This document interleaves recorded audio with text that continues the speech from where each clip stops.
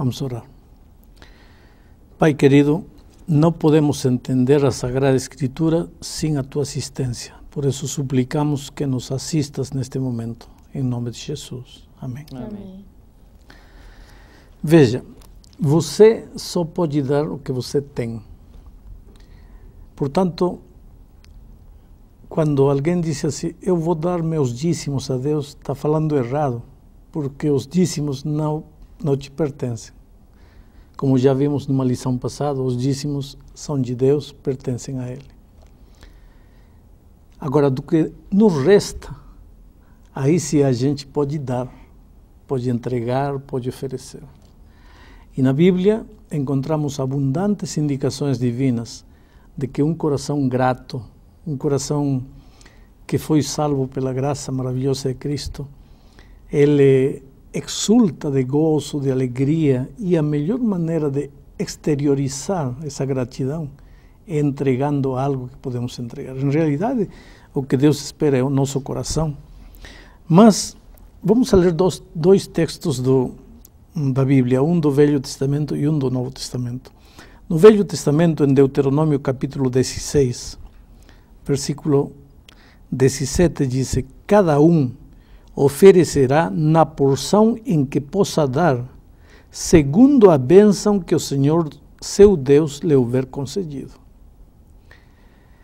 Se você quiser tomar isto como um mandamento, pode tomá-lo, embora nós sabemos que os mandamentos de Deus não são requerimentos de um Deus arbitrário, são mais bem recomendações que nos fazem felizes a nós.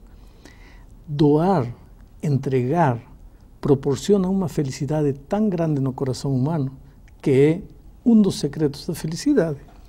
Já no Novo Testamento encontramos um incidente da igreja daqueles tempos. Diz assim: também, irmãos, vos fazemos conhecer a graça de Deus concedida às igrejas de Macedônia, porque no meio de muita prova de tribulação, manifestaram abundância de alegria, e a profunda pobreza deles superabundou em grande riqueza na sua generosidade. Quer dizer, a igreja de Macedônia era uma igreja pobre.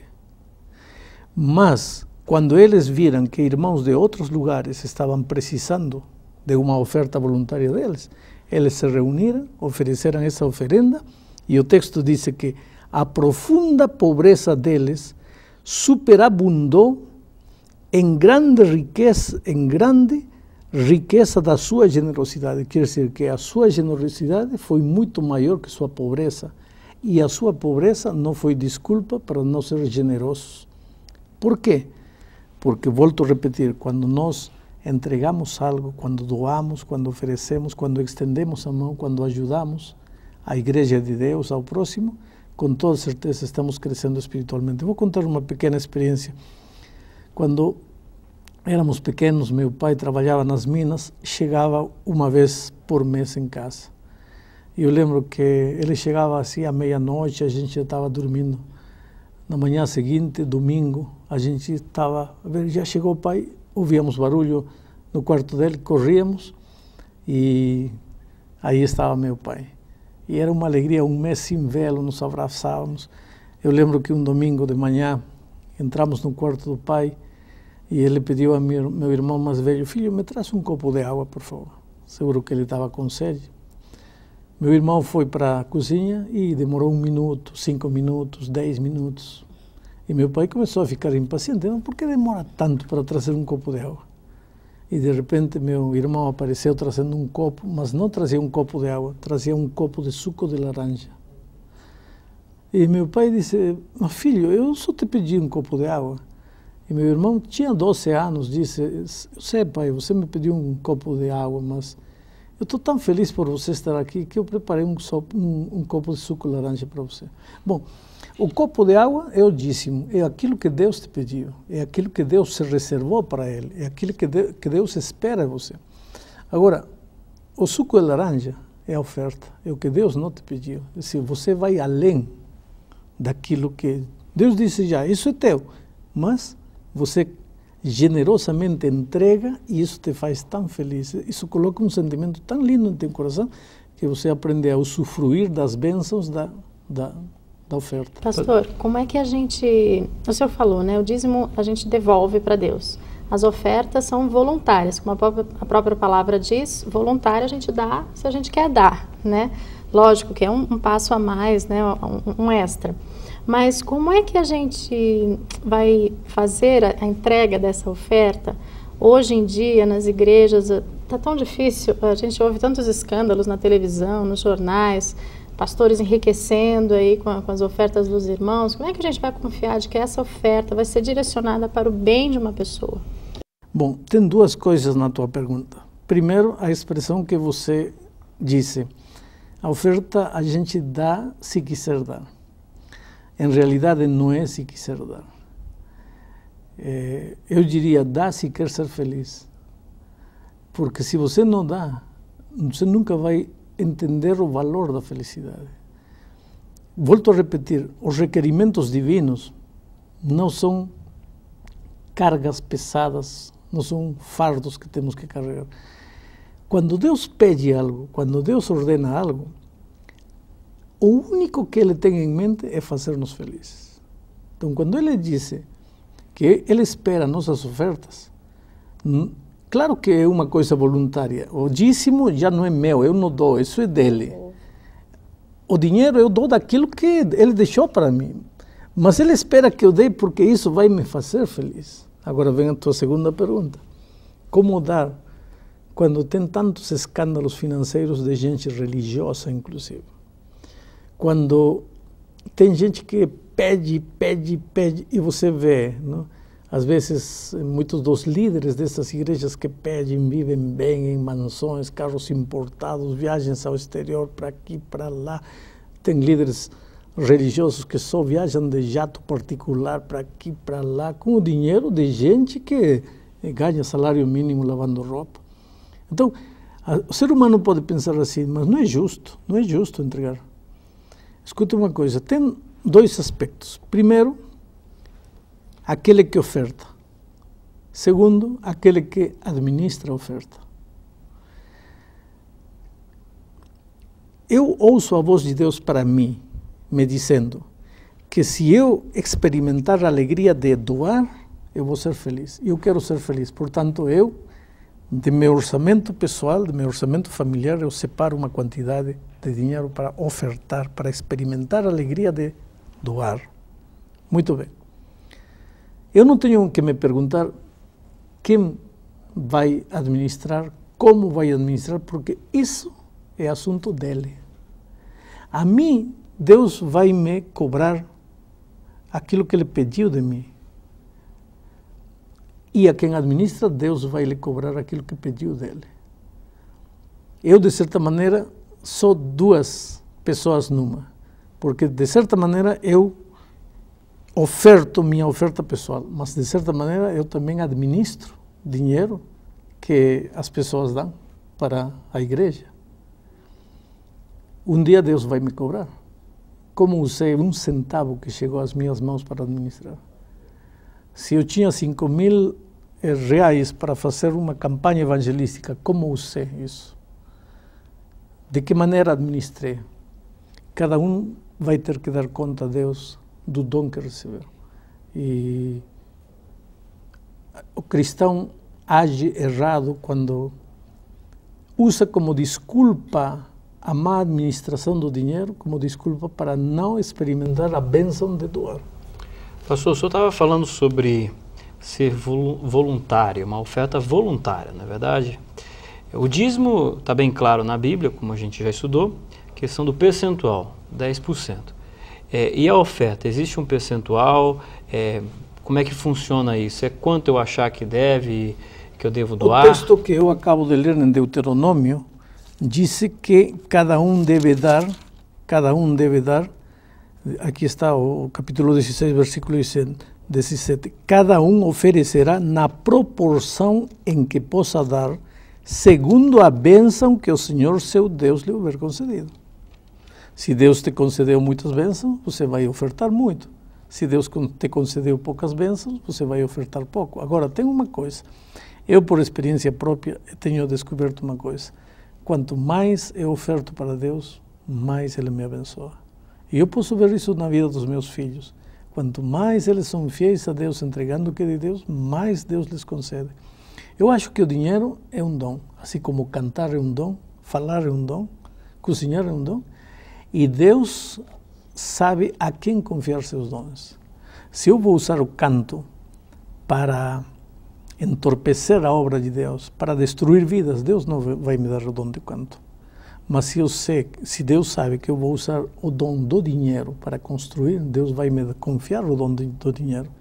Tem muita gente a quem Deus não confia o dom do dinheiro, simplesmente porque sabe que não vai administrar bem esse dinheiro. Pastor, uma dúvida. Só um minutinho, mas deixa eu Sim. só terminar essa pergunta. Vamos conversar em termos de percentuais, para ser mais claro ainda.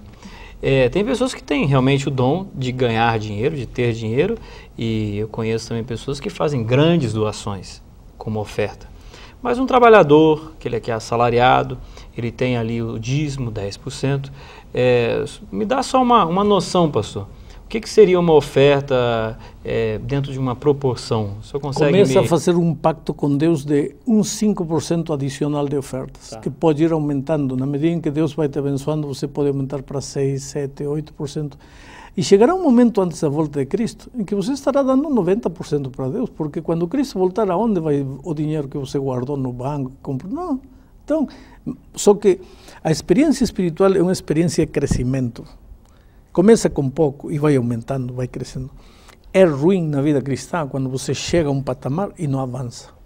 Na vida de oração, na vida do estudo da Bíblia, em tudo, a vida do cristão é como a luz do dia que vai crescendo, crescendo até que o dia é perfeito. Pastor, uma dúvida. Há necessidade da oferta ser devolvida na igreja? Por exemplo, eu tenho um vizinho ou um parente, alguém que está com problemas, né, com necessidades. Eu não posso, semanalmente, mensalmente, ao invés de entregar minha oferta na igreja, entregar para essa pessoa, direcionar para locais onde eu sei que essa oferta vai ser bem utilizada? Quando você diz onde sei que essa oferta vai ser bem utilizada, está dizendo que na igreja vai ser mal utilizada. E nem sempre é assim, porque a igreja tem um programa de atividades, começando pela manutenção da própria igreja. E tem um programa social que visa o atendimento às necessidades de pessoas carentes. Isso não impede que, além da sua oferta para a igreja, você pode dar uma oferta adicional para um vizinho, para um parente, para uma criança abandonada, enfim. Ninguém perde por doar. E quanto mais você doar, mais abençoado será. Isso não é teoria, isso é realidade. E eu tenho visto gente... Olha, muita gente diz assim, mas eu sou pobre. Eu sempre digo, se é pobre, é justamente por isso que tem que aprender a dar a Deus, porque quanto mais você dá, mais vai ser abençoado. Mas dentro disso que o senhor está falando, pastor, dízimo e oferta. A Bíblia coloca essas duas coisas diferentes e distintas. E os objetivos, eles servem para a mesma questão? Para que é que uma igreja normalmente utiliza a oferta? Quando estudamos o tema dos dízimos, já estudamos que os dízimos são exclusivamente dedicados à pregação e à manutenção do Evangelho. As oferendas são dedicadas basicamente à manutenção da vida da igreja local, ao trabalho das missões em países mais carentes, mais necessitados, e ao trabalho assistencial da igreja com as pessoas mais necessitadas em volta da igreja local. E até que ponto, pastor, a gente pode acompanhar esse processo? Como é que a gente pode acompanhar essa utilização do dinheiro? Bom, pelo menos na igreja adventista, o membro de igreja recebe cada mês um relatório de como seu dinheiro está sendo administrado dentro da igreja. Nós temos um sistema de contabilidade e o tesoureiro da igreja entrega a cada membro, cada mês, um recibo mostrando quanto recebeu dessa pessoa e como esse dinheiro foi administrado. Agora, pastor, não significa também que para receber bênçãos eu tenho que ofertar, né? Olha, você tem que ter muito cuidado e querer comprar os favores divinos. Pois é, porque é isso que a gente vê muita gente oferecendo hoje em dia, no rádio, na televisão. Se você dá muito, a gente fica preocupado com essa relação. Você recebe muito. Até que ponto... Há uma verdade e uma mentira.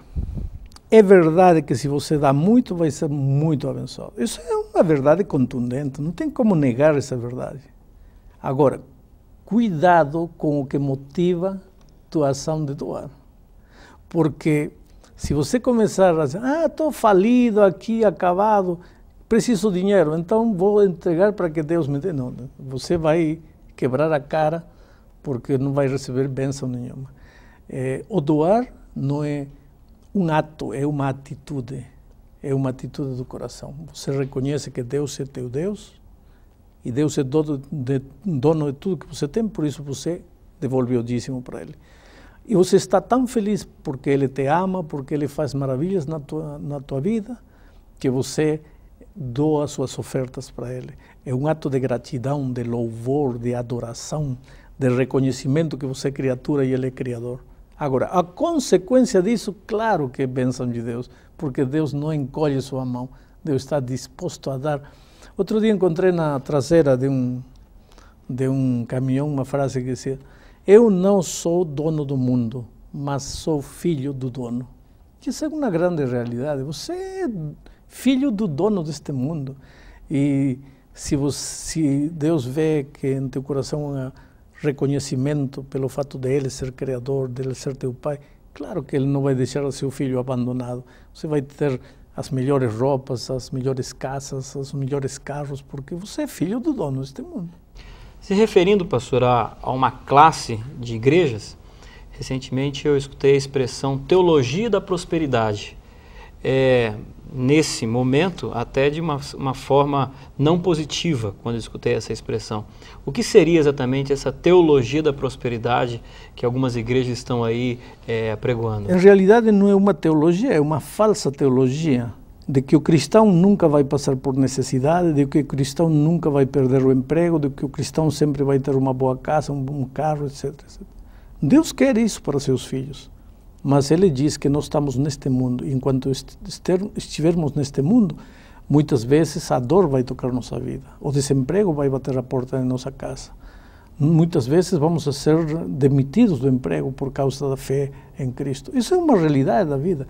E eu quero terminar este estudo falando para você. Escuta uma coisa. Jesus doou tudo que podia doar por você, a sua própria vida. O seu sangue foi derramado na cruz do Calvário. Ora, se Ele deu tudo por você, por que você não pode dar um pouco daquilo que você tem? Eu diria que o ato de doar é um remédio, é um mecanismo, é uma ferramenta que Deus tem para nos ensinar a perder o egoísmo, a pensar menos em nós mesmos e mais nos outros. Porque sabe que quando a gente pensa só na gente, na felicidade da gente, na prosperidade da gente, nas coisas da gente, a vida torna-se tão pequena, tão insignificante, que tem muita gente milionária que eu conheço no mundo e diz: oh pastor, a vida não tem sentido, quando eu deito à noite na cama não consigo dormir, não sei o que falta, não sei o que me passa. Eu sei o que te passa. A tua vida está muito concentrada em você. Você tem que tirar um pouco os olhos de você e colocá-los em Deus. Os modernos livros de autoajuda dizem: tire a energia de você, tire a força interior de você. Querido, dentro de você não há energia, não há força interior. Você tem que olhar para Cristo. É dele que vem a força, é dele que vem a energia, é dele que vem a vida, é dele que vem a saúde. Você e eu só dependemos dele. Agora, na medida em que você deixe de olhar para você, para suas necessidades, e olhe para Cristo, vai acontecer algo maravilhoso. Não vai faltar para atender suas necessidades nesta terra. E o que mais? Você vai experimentar uma felicidade extraordinária, maravilhosa, que de outra maneira talvez nunca teria experimentado. Experimente isto. Deus abençoe você.